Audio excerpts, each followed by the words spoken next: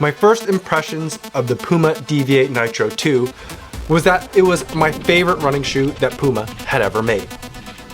But now that I've run in the shoe for a few months, can that feeling last? Or was my initial infatuation just part of a honeymoon phase? It's time to lace up the Deviate Nitro 2 one more time and talk about it after 100 miles.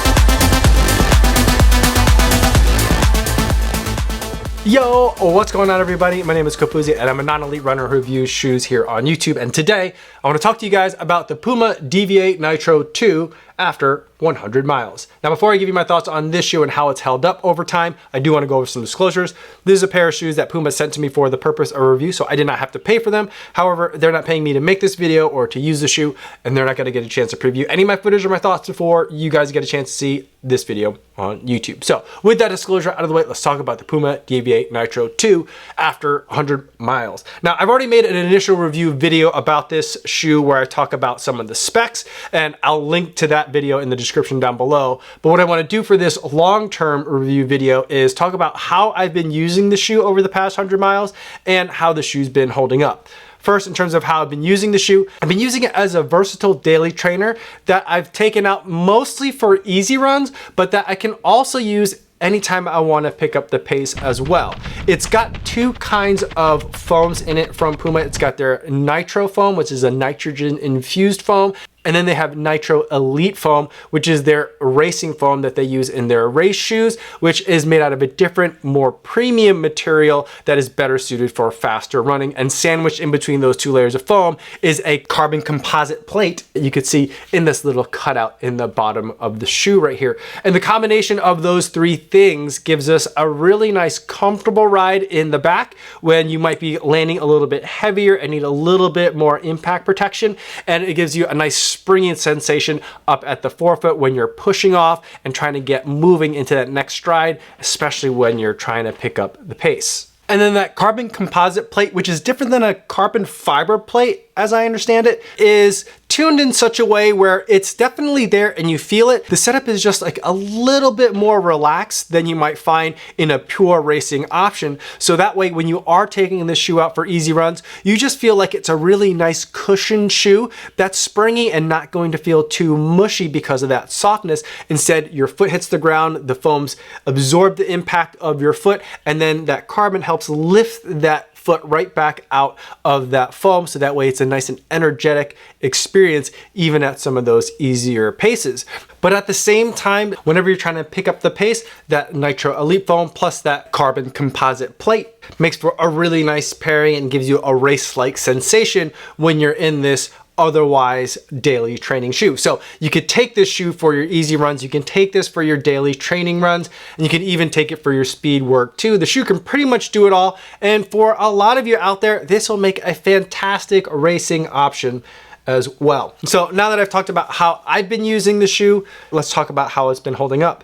The shoe has been holding up fantastically well. There's a couple of scuffs and scrapes on the sides of the foam, so a little bit of cosmetic damage, and there is a little bit of creasing, which may indicate that there is just maybe a little bit of that pop that is missing from the initial freshness right out of the box. But at the 100-mile mark, it certainly feels like there's a lot of life left in this shoe. It doesn't feel like it's a shoe that's going to be dying off on me anytime soon, and I do feel like it's going to be high amount of durability, especially when you take a look at the outsole rubber here. And I know this isn't the only indicator of a shoe's durability, but taking a look at the Puma grip rubber that we have here, it's treated me really well in terms of how well it grips onto wet surfaces as well as other soft surfaces, but also the amount of wear that's on the rubber is minimal. It's a little bit discolored and dirty from being used, but other than that, there's not a lot of signs of excessive wear. Even in some of the higher wear spots that I normally see, like along the pads of the foot and on the outer side of this heel, I feel like the rubber is holding up really well. The same thing goes for the foam.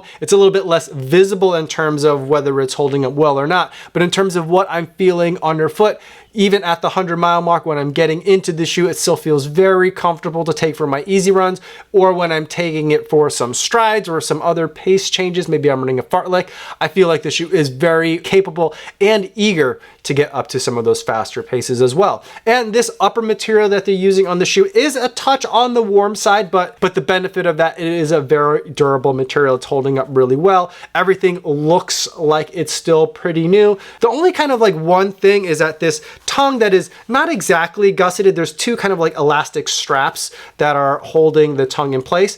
For some reason, and it probably has to do with something with my gait, both of the tongues of the shoe are each kind of like tilting towards the lateral side of the shoe. That's just kind of just some one weird little visual quirk that I've noticed about the shoe. Other than that, and a little bit of expected discoloration from using the shoe so much, the upper is holding up fantastically well. Now let's wrap up the video by talking about a couple of shoes that I think can complement the Deviate Nitro 2 in case you're looking to insert that into a rotation or build a rotation around it. And let's also take a look at some competitors as we talk about some of the pricing for this shoe and the competition and what some of my recommendations there would be. Now I've already gone through a lot of this and made a bunch of recommendations from the first time I made this video, but a lot of time has passed and some new shoes have been released since I made the initial Deviate Nitro 2 video. So let's talk about updating some of those opinions.